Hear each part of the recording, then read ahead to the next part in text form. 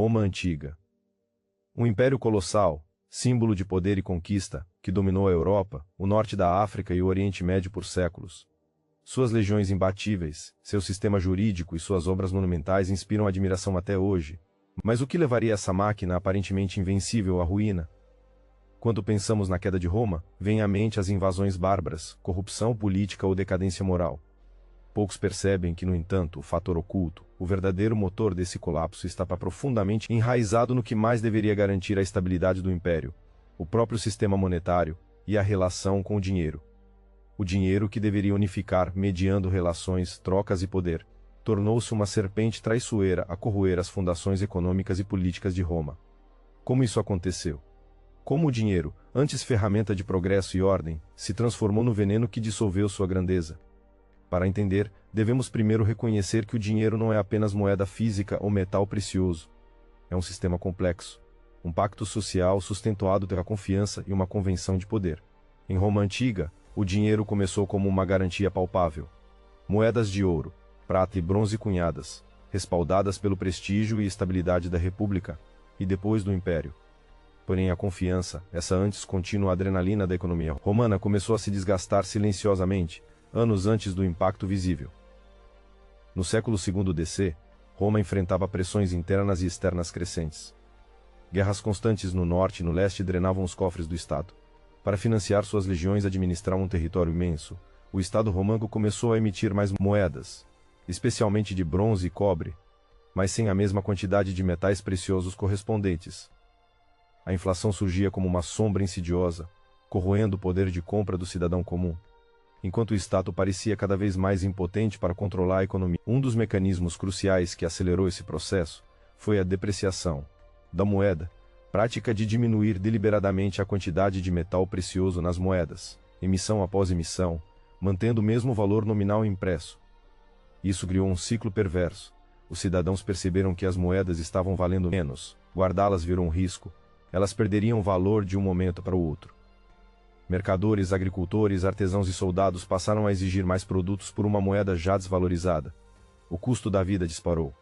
O ouro e a prata começaram a sumir do mercado e das reservas do império, tornando-se artigos preciosos e escassos, enquanto circulavam pelas mãos dos poucos privilegiados. Mas por que esse desgaste da confiança no dinheiro foi tão devastador para Roma? Porque o sistema imperial dependia de um delicado equilíbrio entre tributação, salário das legiões e o fluxo comercial. O Estado precisava cobrar impostos em moedas que os cidadãos tivessem fé e pudessem aceitar. Com a inflação correndo solta, a arrecadação real do Estado despencava, e ele precisava se endividar cada vez mais, comprometendo ainda mais seu orçamento e forçando novas emissões de moeda deteriorada. Paralelamente, o chamado pagamento em espécie para os soldados começou a se tornar problemático. Legiões recebiam salários cada vez mais desvalorizados, e para manter a lealdade das tropas, os generais passaram a pagar não somente em moedas, mas com terras e bens saqueados, um sinal claro do esgarçamento do sistema econômico e político. Essa prática criou uma cadeia de dependência perigosa, soldados e comandantes mais interessados em ganho imediato do que na estabilidade do Estado. O declínio econômico, portanto, se transformou numa crise de poder. Os líderes romanos não só perdiam o controle das finanças, mas também a capacidade de manter a coesão política do império. À medida em que o dinheiro se tornava menos confiável, a autoridade central enfraquecia, permitindo a ascensão de governadores regionais que fincavam raízes quase autônomas, enquanto legiões protegiam seus próprios interesses, não mais o interesse do império. O comércio, vital para a economia romana, também definhava. As rotas comerciais começaram a sofrer interrupções, e os mercadores, diante da instabilidade monetária, passaram a exigir pagamento em bens ou metais preciosos reais, não em moedas depreciadas. Muitas cidades e vilarejos dependentes de moedas fortes para as trocas, recaíram a sistemas de trocas locais, um sinal claro da fragmentação econômica. Tudo isso aconteceu silenciosamente, longe das batalhas campais e dos golpes de Estado que marcam as novelas históricas. O império desmontou-se primeiramente na mesa do banqueiro, no mercado, na incerteza da moeda. Enquanto se lutava contra ameaças externas, o fantasma da falência corroía as entranhas da maior potência da antiguidade. Interessante notar que os romanos tentaram medidas para conter essa crise, como a reforma monetária de Diocleciano no final do século III.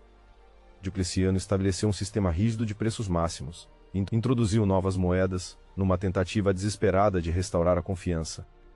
Mas tamanha intervenção artificial, além de ineficiente, exacerbava o problema ao distorcer ainda mais os incentivos econômicos, levando ao mercado negro e à evasão fiscal.